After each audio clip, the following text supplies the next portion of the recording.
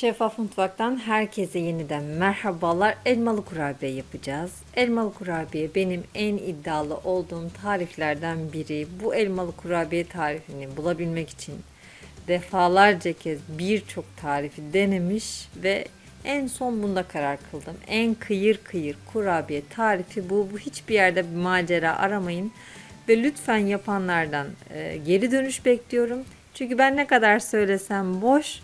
Sizin deneyimleriniz herkes için ışık tutacaktır. Şimdi hamuruna geçelim. Önce sıvıları, sonra da unlu malzemeyi karıştırarak kulak memesi kıvamında bir hamur yoğuracağız. Bu dolapta biraz dinlenmek üzere bırakacağım.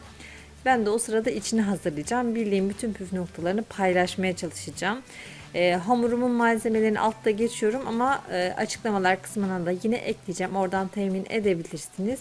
Şekerli vanilin içine ilave ediyorum. Kabartma tozunun içine ilave etmiyorum. Kabartma tozsuz bir hamur ve içine pudra şekeri yerine normal toz şeker var.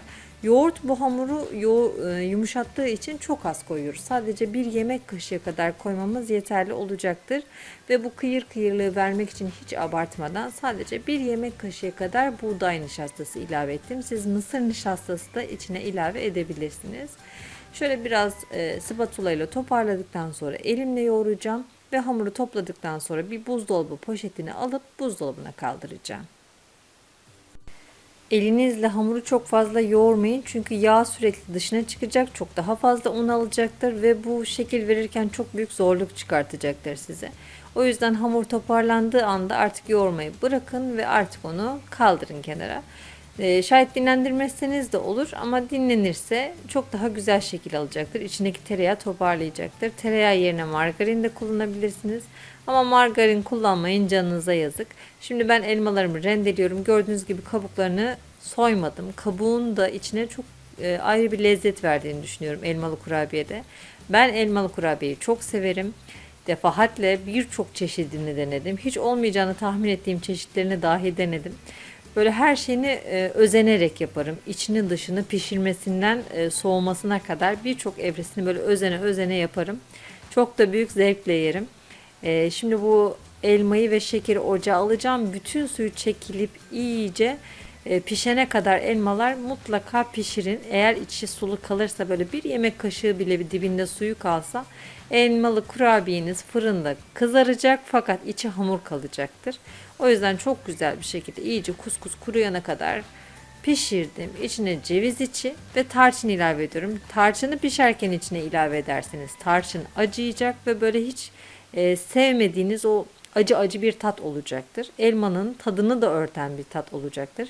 Tarçını çok fazla içine ilave etmeyin. Sadece böyle raiha versin yeter. Bir silme çay kaşığı kadar tarçın ilave ettim.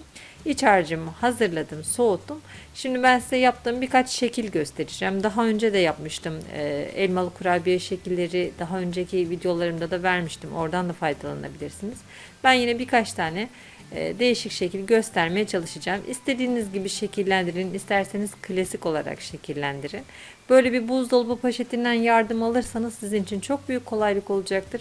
Ne merdaneye yapışacak ne de bulunduğu tezgaha yapışacak. Bu şekilde kolayca bir sürü şekil çıkartabilirsiniz.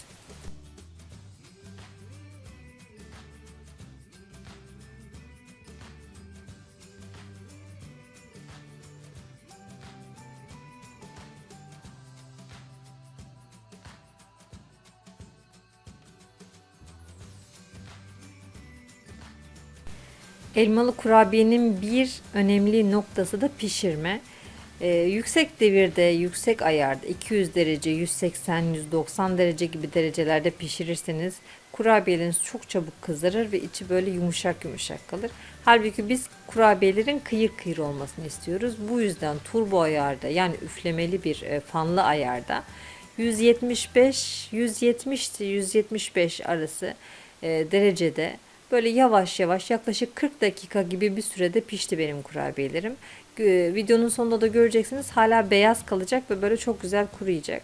Düşündüm ben bunun kıyır kıyırlığını nasıl anlatabilirim diye. Böyle bir kurabiye parçası aldım ve elimde şöyle bir ufaladım. Nasıl ufalandığından nasıl ağızda dağıldığını tahmin edersiniz diye düşündüm.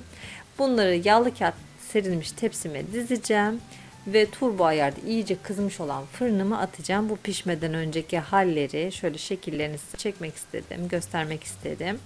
Ve piştikten sonraki hali. Gördüğünüz gibi çok kabarmıyor içinde kabartma tozu olmadığı için. Ve böyle ılıkken üzerine pudra şekeri serpin. Sıcakken serperseniz pudra şekeri eriyecektir. Soğukken de üzerinden dökülecektir.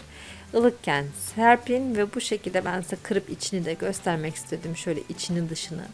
Tam kıvamında şekeri, yağı, unu tam kıvamında bir kurabiye mutlaka ama mutlaka deneyin derim. Bu ve bunun gibi birçok tarif için kanalımı ziyaret edebilirsiniz. Videolarımızı beğenmeyi, paylaşmayı, yorum yapmayı ihmal etmeyin. Yeni tariflerde görüşmek üzere. Hoşça kalın, afiyetle kalın.